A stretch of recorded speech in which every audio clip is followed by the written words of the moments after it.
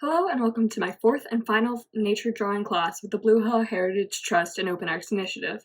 Today, we'll be going over proportions and motion in art by observing deer and moose. Here are today's examples. I tried to choose references for today that display ranges of motion. So here we have a white-tailed deer, and as you can see, I used lines to show the roundness of the body as well as the muscles. So here are these lines for the leg muscles. I tried to shade it almost around as if this area was a circle as well as this area. For the moose here, I focused more on the legs and how these joints were moving. So again, I wanted to add these two circles here that I always put in my guidelines, and then I sort of wrapped the legs around those so I could create more of a joint. Now that we've observed our examples, let's go on to the teaching part of this lesson. When drawing motion, there are two very important parts: the line of action and the guidelines. Let's talk about the line of action.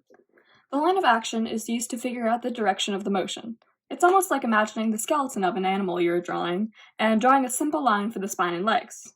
Now, I know this lesson is about deer and moose, but when talking about the line of action, I like to use cats for an example, because of their flexibility and drastic movements. Okay, so here's the reference of the cat I'm using. I chose this one because it would have a very curved and interesting line of action. So when looking at this, I look and see the spine would be around here, and of course legs are here. So by doing that, I will draw the spine, or a line for where the spine is. It just follow where it would go. Then something for the head there, and then just add in the legs. This just helps me map out where everything's gonna go, because now I can see the curve of the back and use these lines of action to create more motion in this piece. Here would be the line of action for the deer. This is the specific line of action. These are just more helpful little areas to draw. So I added this curve, which is here in the back. And then the legs are pulled in to add that jumping motion, and then the stomach, and I'll add in the rest after this. Now on to guidelines.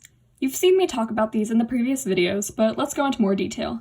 Guidelines are the basic shapes that are used for adding proportions and motion to the drawing. When drawing four-legged animals, such as cats, deers, dogs, and horses, the best way to start is by drawing two circles, which the legs are attached to.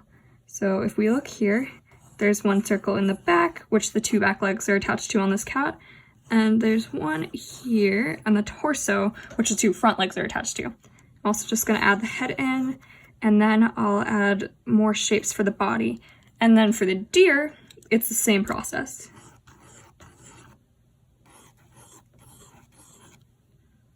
As you can see, I'm using the lines of action that I had drawn just as a guideline for my guidelines.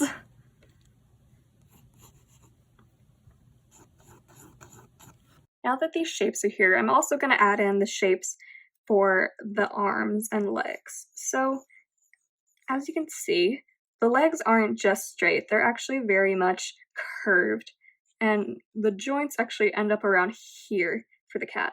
So I'm just going to draw those in. Same thing with back here, and little circles for the feet. And all of this applies to humans as well, by the way. And then for the deer, same thing. So the joint is here, and I'm curving the leg around these guideline circles that I added, so that the motion will be more realistic. And yes, same thing with the head. And then the back legs as well, curving these legs around the circles that I've drawn. Alright, okay, so let's finish up these sketches so I can show you how I use these guidelines to add the motion.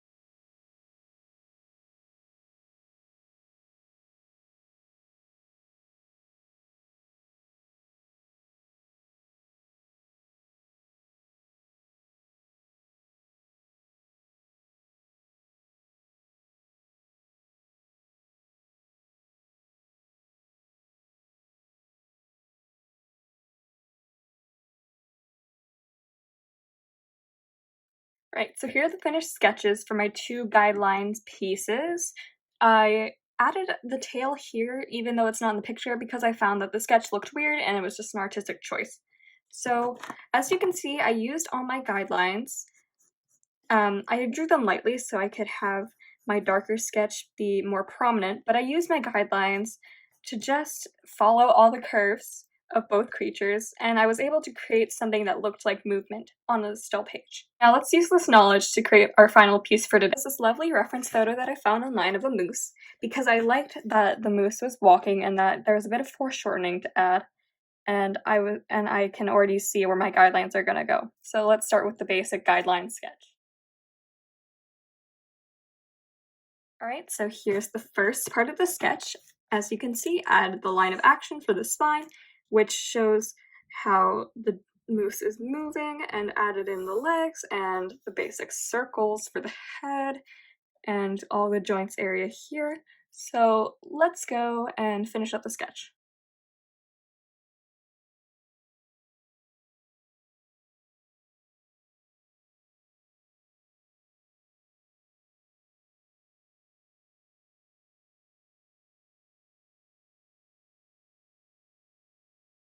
And there's my finished sketch. Let's move on to line art.